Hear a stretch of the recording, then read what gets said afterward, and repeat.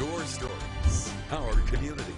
This is Local 5 News with Tom Chalaski, Aaron Davison, and Chief Meteorologist Luke Santi.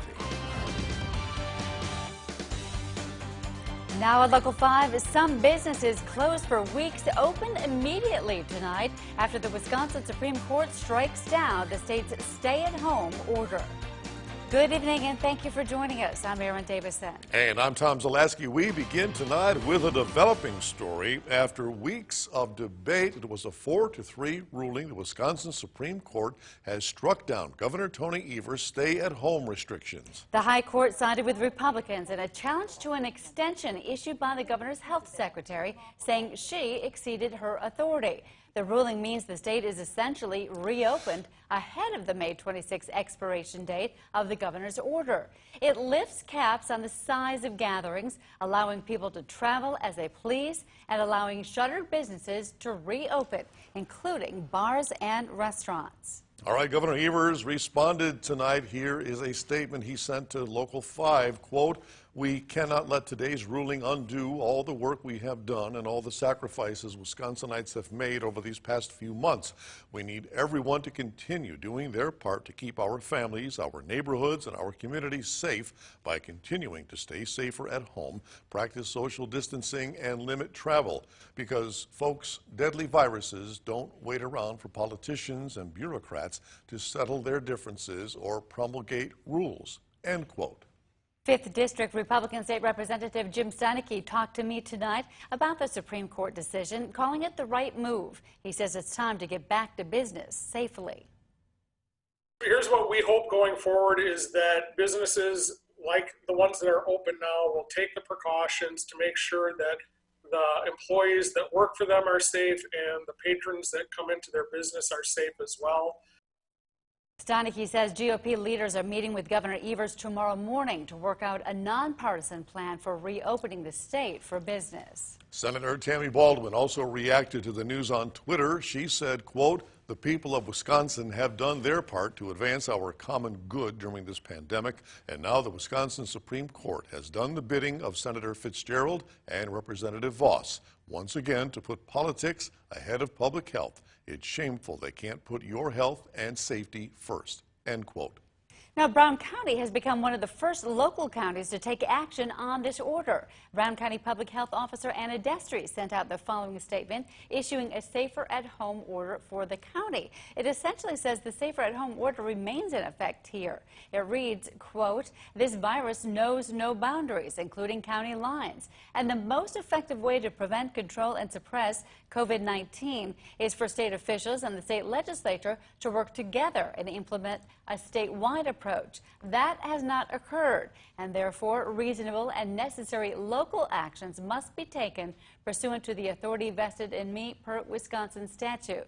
It would be irresponsible to do otherwise given the high number of positive cases found in Brown County."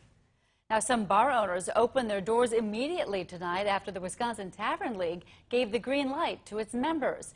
Keggers, Old School, and Turn It Up Tap all opened their doors prior to the Brown County Health Department's decision to keep the safer-at-home order in effect for the county.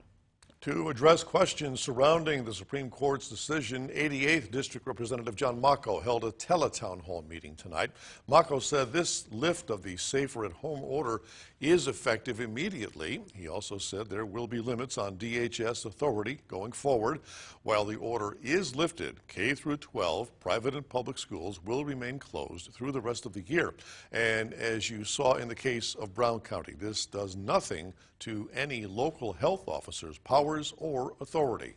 Now, to see how this decision came about, here now is a safer-at-home timeline. Governor Tony Evers directed Department of Health Services to issue the original order to begin on March 25th, starting at 8 a.m. The order was set to remain in effect until April 24th. Now, on April 16th, the order was extended until Tuesday, May 26th. All public and private K-12 schools were to remain closed for the remainder of the school year. Shortly after, the leadership of the Republican-controlled legislature filed suit against the Evers administration, claiming the extension was against the state constitution. On May 5th, the court listened to arguments from both the Evers administration and the legislature.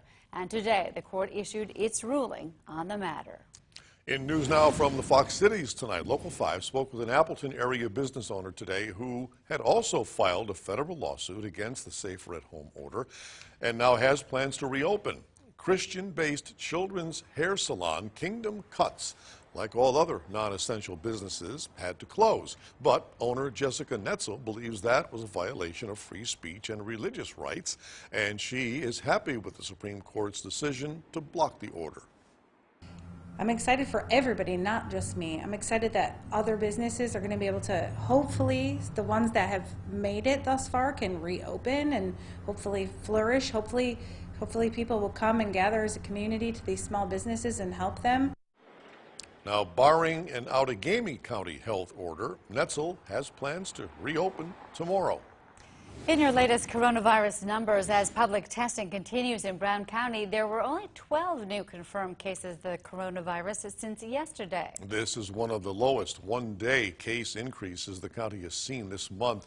The case total is now at 1,982 with 20 deaths. However, no new deaths were reported today. Health officials shared that 761 coronavirus tests were conducted yesterday at the 2 community testing locations within the county. In total, 4,946 tests have been conducted at both the Rest Center and Casa Alba. And a reminder, community testing is now open to all residents. Elsewhere in northeast Wisconsin, Appleton, they've reported their second coronavirus-related death, and Outagamie County now has 122 cases. Fond du Lac County, 111, Oconto County, 28, and Manitowoc County, 20. Statewide, the Wisconsin DHS has confirmed 10,901 total positive cases of coronavirus, with 421 related deaths. And the DHS also provided an update on recovered cases today. There are now 5,673 recovered cases, 52% of the total positive cases. In total, more than 117,000 Wisconsinites have tested negative for the virus. In other local news, a major highway project is on the way for a stretch of Highway 41 between De Pere and Appleton. As Local 5's Connie Feldman tells us, the Department of Transportation got the wheels rolling today by introducing the project to the public and taking questions.